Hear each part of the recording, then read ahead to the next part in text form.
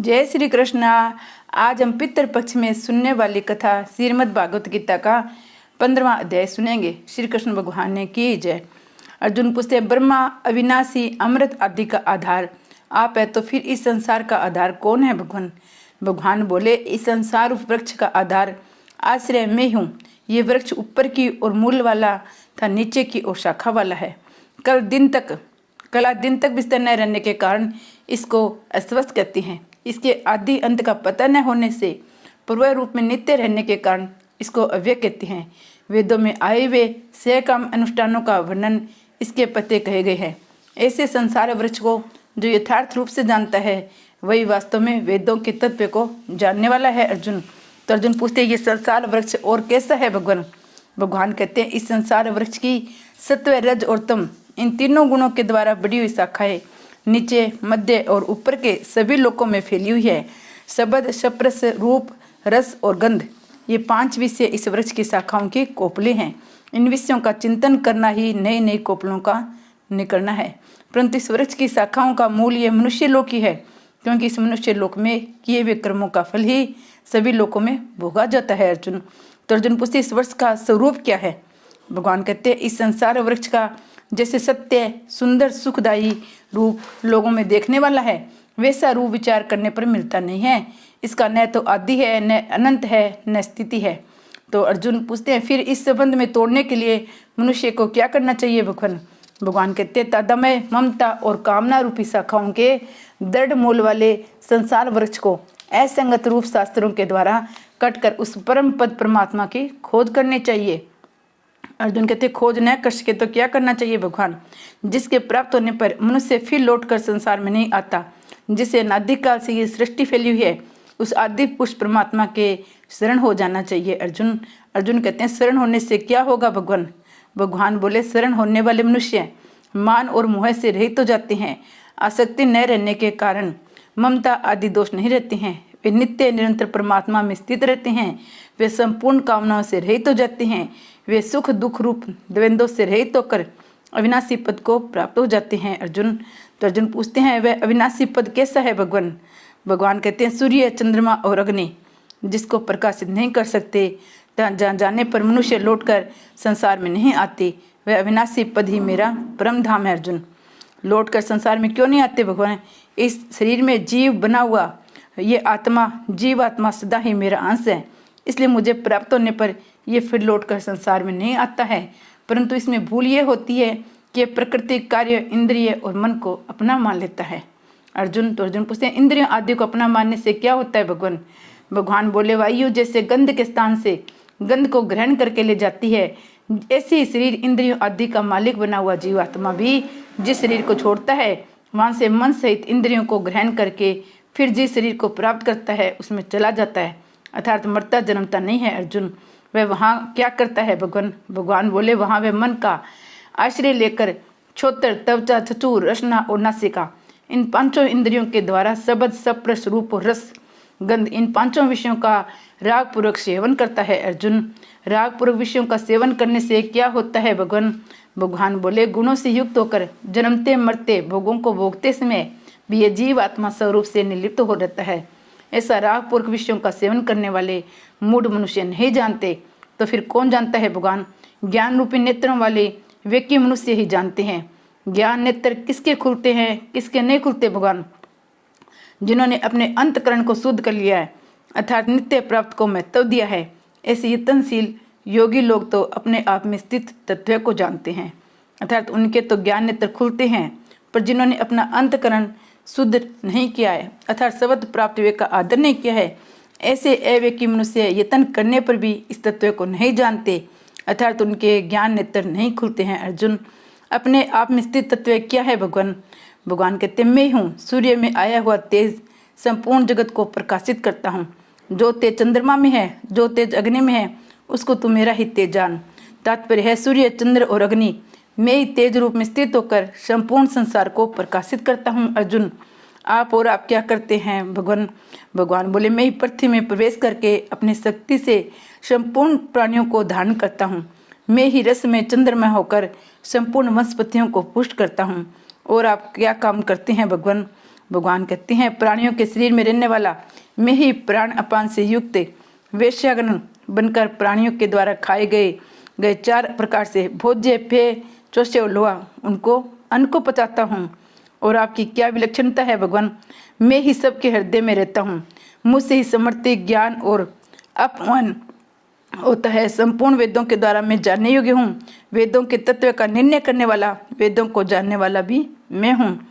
भगवान आप जिनके हृदय में विराजमान है वे सब कौन है, अर्जुन पूछ रहे हैं। भगवान कह रहे इस मनुष्य लोक में क्षर और अक्षर ये 2 प्रकार के पुरुष है।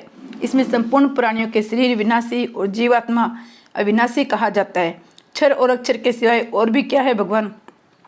हाँ, क्षर और अक्षर से अन्य उत्तम पुरुष है जो संसार में परमात्मा नाम से कहा जाता है, जो त्रिलोकी का भरण पोषण करने वाला अविनाशी ईश्वर है। उत्तम पुरुष तो अन्य है, पर आप कौन है भगवान? भैया वह उत्तम पुरुष मैं हूँ। मैं क्षर से तो अतीत हूँ और अक्षर से भी उत्तम हूँ, इसलिए लोक में और वेद में पुरुषोत्तम नाम से मैं प्रसिद्ध हूँ। आप पुरुषोत्तम नाम से प्रसिद्ध है तो इसमें मनुष्य का क्या लाभ है भगवान? हे भारत, जो मोह रहित भक्त मुझे इस प्रकार पुरुषोत्तम जानता है वह सर्वज्ञ हो जाता है, अर्थात उसके लिए कुछ भी जानना शेष नहीं रहता। फिर वह सब प्रकार से केवल मेरा ही भजन करता है, अर्थात मुझ में ही लगा रहता है। अर्जुन, जब ऐसी बात है तो सब आप में ही क्यों नहीं लग जाते भगवान? भगवान कहते हैं निष्पाप अर्जुन, मैंने जो बात तुमसे कही है ये अत्यंत गोपनीय बात है। इसको जानकर मेरा भगत ज्ञातव्य करते करते प्राप्त कर प्राप्ति को हो जाता है। श्री कृष्ण भगवान ने की जय। 16वां अध्याय। उस अत्यंत गोपनीय बात का अधिकारी कौन होता है भगवान? देवी संपत्ति वाला होता है। देवी संपत्ति वाले मनुष्य के क्या लक्षण होते हैं? भगवान बोले वे इस प्रकार हैं। नंबर 1, मेरे ही दृढ़ भरोसे से अभय रहना। नंबर 2, अंतकरण में मुझे प्राप्त करने का एक दृढ़ निश्चय होना। नंबर 3, मुझे तत्व से जानने के लिए हर एक परिस्थिति सम रहना। नंबर 4, सात्विक दान देना। नंबर 5, इंद्रियों को वश में करना। नंबर 6, अपने कर्तव्यों का पालन करना। नंबर 7, शास्त्रों के सिद्धांतों को अपने जीव में उतारना। नंबर 8, अपने कर्तव्य का पालन करते समय जो कष्ट आए उसको प्रसन्नतापूर्वक सहना। नंबर 9, तन मन वाणी की सरलता। नंबर 10, तन मन वाणी से किसी भी प्राणी को कभी किंचित मात्र भी कष्ट न पहुंचाना। नंबर 11, जिससे देखा सुना समझा वैसे के वैसा प्रिय शब्दों में कह देना। नंबर 12, मेरा स्वरूप समझाकर किसी भी पर क्रोध न करना। नंबर 13, सांसारिक कामनाओं का त्याग करना। नंबर 14, अंतकरण में राग द्वेष जनित हलचल न होना।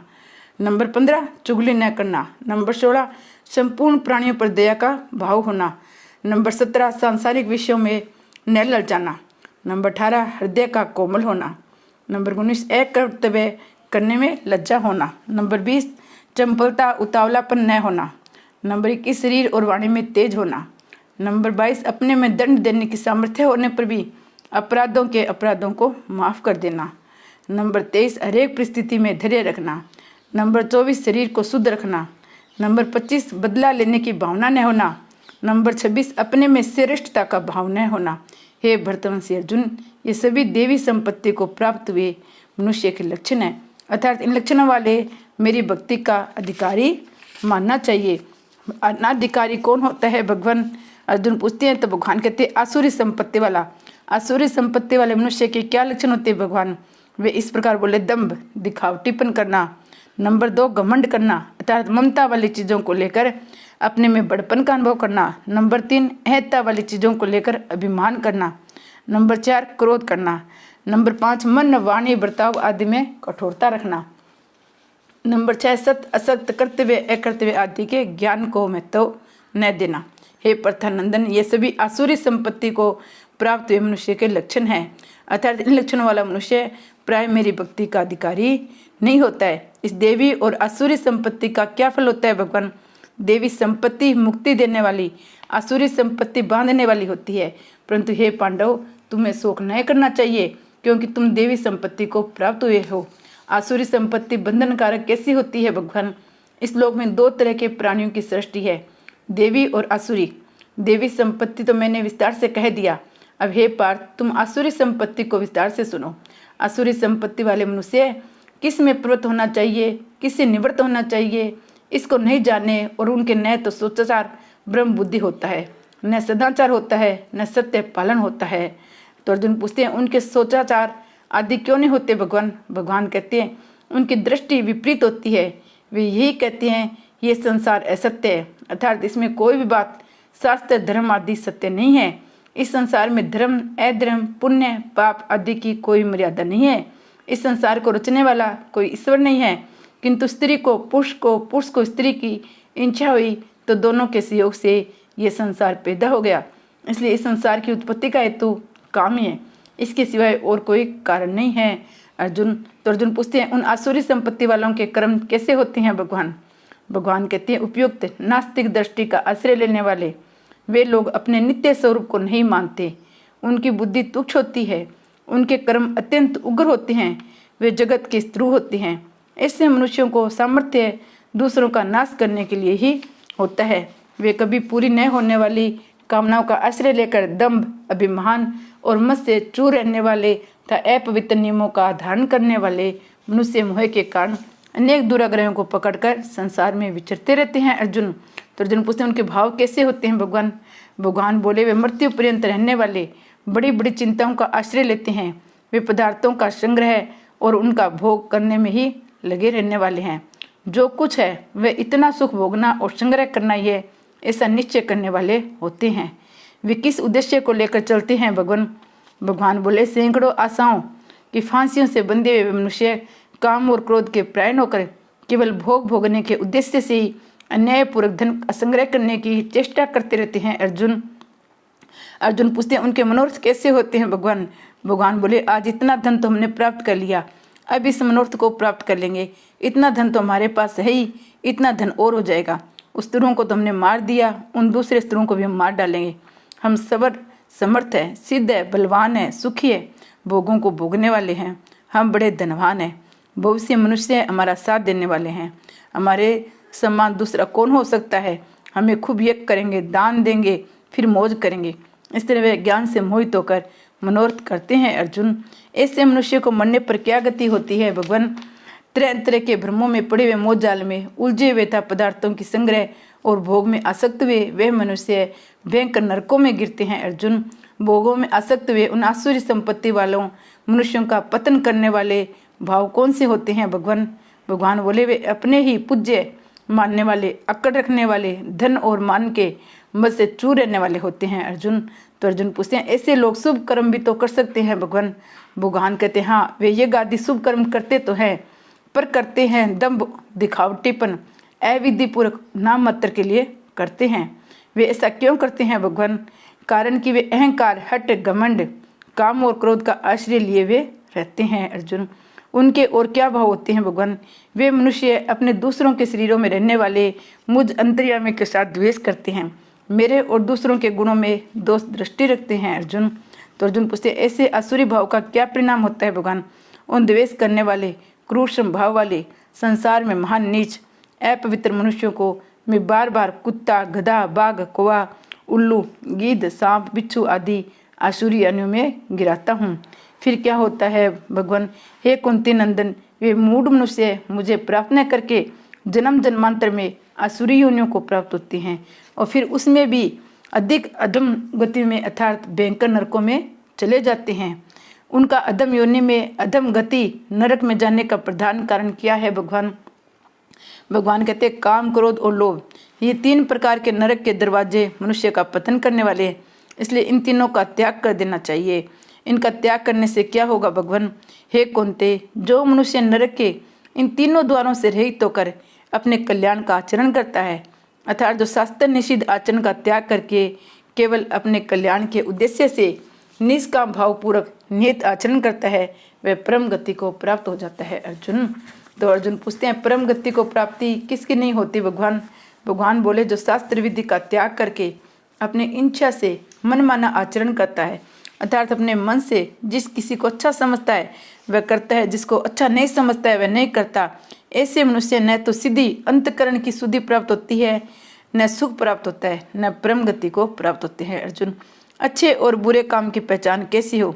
करते और करते के विषय में शास्त्रीय प्रमाण है। ऐसा जानकर तुझे शास्त्र विधि से नियत किए हुए कर्तव्य कर्म को करना चाहिए। अर्थात शास्त्र को सामने रखकर ही हर एक काम करना चाहिए। श्री कृष्ण भगवान ने की जय।